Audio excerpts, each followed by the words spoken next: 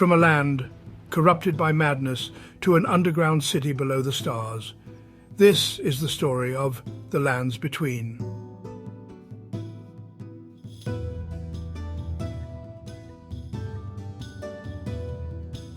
Written and directed by the most handsome and smart man alive, Prez.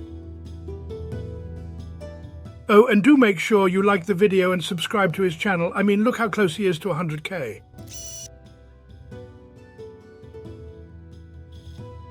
To start, we look at one of the strangest bosses in The Lands Between. Matter of fact, wait a minute. I've never seen that before. I think that's our... Whoa, don't worry, Sir David. I'll take it from here. That's actually a clan boss from our sponsor of this video, Raid Shadow Legends, which is an absolutely huge mobile game we've all heard tons about. And right now is the best time to get in the game because this is the 4th anniversary of Raid. And to celebrate, they've added a scrapbook that you can put together and tell your champion's story. And this is awesome because you can add anything to this, like your first time beating a dungeon or even your first boss kill. But that's only one half of the scrapbook because in the other half, you can celebrate with group photos with all the starter champions together. And there's even more going on with the game because right now is the St. Valentine's event, where in this event there's mini games that can give you tons of in-game items and even Amazon gift cards. For existing players, use promo code St. Valentine's 23 and everyone watching this can get a small Valentine's gift in the game. Check the description of the video for the link to the game, and for new players, use my link to get a starting pack worth $30 completely free. Thank you, Raid Shadow Legends, for the sponsor, and I'll see you guys on there. Ah, yes. But where better to start than the true beginning? A young noob touching grace for the first time. After being told how maidenless he is in and outside of this world, it's time to begin the journey with his first challenge. This is the first time we all became humbled. This massive sentinel rides a stallion covered in gold-plated armor, and his sole job is to spawn camp noobs. No biggie though. This early into the journey, this shouldn't be that hard.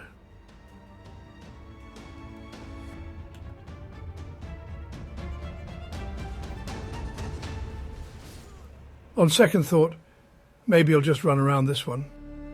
In The Lands Between, being giant seems to be a common mutation for most. Like these giant mud crab. Normally, at the bottom of the food chain, their massive size has given them the edge they needed. They patrol the Aguil Lake scavenging prey alongside giant dragonfly and scarab. Land squirts packed together for protection here. These shallow water creatures let off a not-so-inviting poison mist, intoxicating foes, leaving them to quickly perish. Smelly, isn't it? Maybe the most peculiar of them all at this lake. Dog. But no matter the size or mutation, the top of the food chain is already claimed at this lake. A dragon. Known as Aguil, this area has been claimed as his own. Tarnished, who have returned to the Lands Between, named this lake Aguil Lake, simply due to this foe's massive size, strength, and perpetual fiery breath. Nothing here stands a chance against this wyvern. No matter the size or power, nature always has a balance. To the west of this lake in Caelid, we find a familiar sight. 5 dragons laying together asleep. These young seem to be protecting their dying mother. She's sick. Infected with scarlet rot, there seems to be no escape for this behemoth of a dragon. Scarlet rot, resembling the look of coral, covers the belly of this dragon. She will lay here forever, a sad ending to an unknown story. Scarlet rot plagues almost all of Caelid. This fungi is seemingly unstoppable. What it's believed to be is an affliction that affects both the body and the mind, causing degeneracy natures to both. Those who become too deeply affected by it become zombified by the fungi. This has led to this area being one of the most dangerous in all of the Lands Between. Monstrous dogs fight General Raidan's army affront the castle, though even what would seem the safest place in Caelid still isn't safe. These soldiers guard the entry to Redmane Castle's bridge, but getting past the bridge is only the easy part. 2 lion guardians. These lions have been tamed and set to protect the front gate of the castle. These lion have been armed with a blade half the size of their body and are still outstandingly agile. They are no strangers to battle and harbour scars from many fights. though some still test their might. However, these lion guard an empty castle who even their master couldn't escape the fate of scarlet rot. Though not all castles have completely seemed to have fallen, this is Stormvale Castle, which is not as strong as it used to be under the order of its old king, but is now ruled by a demigod, Godric, the Grafted. This castle is heavily numbered and has lots of secrets to it. Protected on the inside, but even on the out. Just getting through the first gate can prove a challenge when one is so outnumbered. But maybe the most annoying part, the loser who sits behind the ballista shooting explosive arrows that seem to have cutting-edge technology, lock-on arrows. Seeing this person miss is like seeing Twitch mods actually go outside. Once you make your way to the main gate, you're set to choose your fate, die to a banished knight or die to endless arrows. Stormvale Castle is defended by a massive army of exile soldiers. Passing 20 only means that 40 more are in front.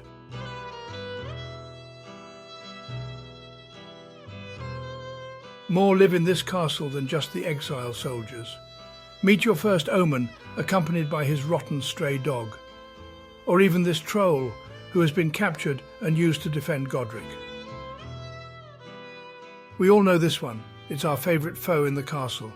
A warhawk, equipped with blades for feet, the ability to breathe fire, and also somehow pick up explosive barrels and throw them at you. Pick up explosive barrels and throw them. Prez, did I read that correct? Yeah, you did. What the f***? But seriously, everyone's true favourite is the living jar. They mimic the look of a jar waiting to strike on unsuspecting foes. Can I see some pot friends, please? Not everyone in the castle supports the order of the demigod. Killing Godric will grant you passage to the throne room and carry on to the rest of the lands between. Tarnished, who are familiar with the fight, will know Godric cuts off his own arm, replacing it with a dragon's head. But did you know Tarnished, who are skilled enough, can kill him before he cuts off his own arm, which leaves the dragon's head uncut as a trophy of a swift kill? Now that you're through Stormvale, we arrive at Liurnia of the Lakes. A beautiful castle sits upon the far horizon. This land takes up a big chunk of the lands between and is home to lots of secrets and strange life. Approaching one of the first graces in the lake, we're met with a nomadic merchant. This clan, who once thrived, was buried alive, all for their beliefs. They now dwindle in numbers and barter in the lands between, looking for runes and scavenging for food. One thing you'll realize quick about the lake is you'll be doing lots of running, but be careful who you run by. Giant land octopus. Look to pounce on anything close to it. With thick skin, your sword won't be too effective. Or maybe the sniper of the lands between, giant crayfish. It's virtually impossible to run by them without being blasted in the back of the head and sent to a load screen. Stay away from these walking aimbots. Though on the good side, their young make for a nice snack. This is the end of part 1, but don't worry, me and Prez will be making more of these, so please do subscribe to the channel for the next parts, as we will be tackling much more in the lands between. Like the video and share this around to spread the word. I do appreciate you staying around for this long, and thank you to our sponsor Raid Shadow Legends. Make sure you check the description for more info on the game. Thank you for watching and have a good night.